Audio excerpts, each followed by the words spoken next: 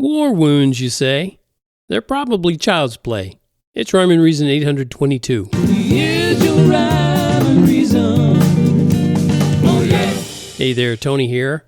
If you're like those of us here at the Funder House, you probably don't go to the cinema, the theater, all that much to watch movies anymore.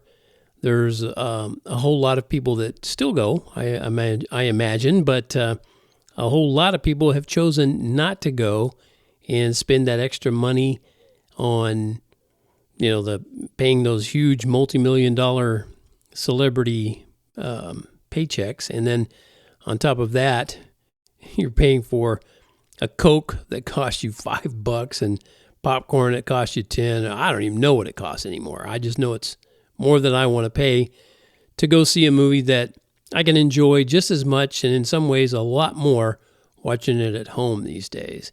But you've probably seen one of those movies or TV shows sometime where the tough guys, and these days tough girls too, they compare their war wounds. You've seen that? I just saw another one of those comparisons on a rerun of a show that I really liked back in the 20-teens.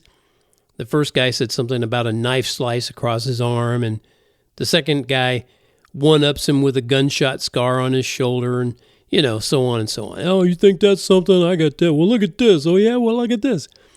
But, life can be like that. Wonderful one day and war wounds the next. One day you're on your game and you're tempted to think you've got it going on. But then the next day, the hammer drops and your metaphorical thumb, or even your real one, gets in the way and kabam! War wounds. But you know what? You ain't seen nothing. No, you want to see real, deep, and abiding marks, not just scars in the skin, but also marks across the heart. You want to see those? Well, I can tell you who could tell you a thing or 28 about those kinds of marks. He's a guy named Paul. And what did he do to attract so much contempt for him? Well, he dared to usher in a whole new message about God's grace. How dare he? God's grace? Wait a minute, play that back again. Paul ushered in a whole new message about God's grace. Hang on, that actually doesn't sound like a bad thing. I mean, who couldn't use at least a little extra grace these days? Am I right? That's a rhetorical question. Of course I'm right. Well, I bet he would have wished it could be that simple.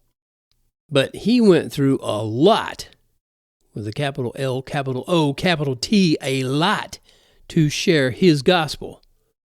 And he called it his gospel, by the way. In fact, there were 28 marks, you could say, or indicators of what it cost him.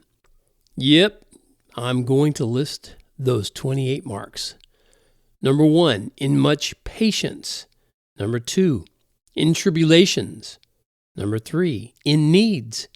Number 4, in distresses. Number 5, in stripes. Number 6, in imprisonments. Number 7, in tumults. Number 8, in labors. Number 9, in sleeplessness. Number 10, in fastings. Number 11, by purity. Number 12, by knowledge. Number 13, by long suffering. Number 14, by kindness. Number 15, by the Holy Spirit. Number 16, by sincere love. Number 17, by the word of truth. Number 18, by the power of God. Number 19, by the armor of righteousness on the right hand and on the left. Number 20, by honor and dishonor. Number 21, by evil report and good report. Number 22, as deceivers and yet true. Number 23, as unknown and yet well known. Number 24, as dying and behold as living. Number 25, as chastened and yet not killed. Number 26, as sorrowful yet always rejoicing. Number 27, as poor yet making many rich. Number 28, as having nothing and yet possessing all things. That's right out of Paul's writings, by the way. And those marks are still available if you want some, by the way. Yeah, you can have any or all of those marks, because these days, even in America, you're going to pay dearly one way or another if you take a stand for Jesus. So why would anybody want to talk about him? Why would anybody want to suffer the physical and the mental and emotional war wounds? Well, that's because he suffered way more than anyone else will ever suffer. And he did it to make sure that I don't have to suffer forever.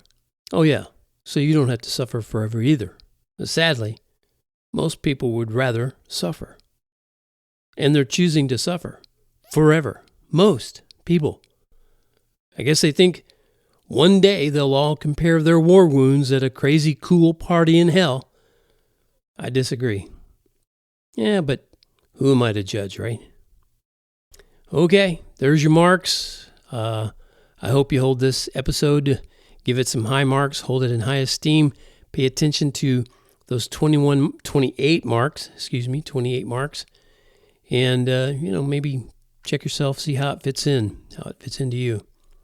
Thank you so much for tuning in to the Rhyme and Reason podcast, brought to you as always by TonyFunderburk.com, where you can get all kinds of books for kids, music for kids, and incredible, amazing stuff for kids and adults. And who does all that stuff over there? Oh, that'd be me. That'd be Tony. Oh, okay, never mind.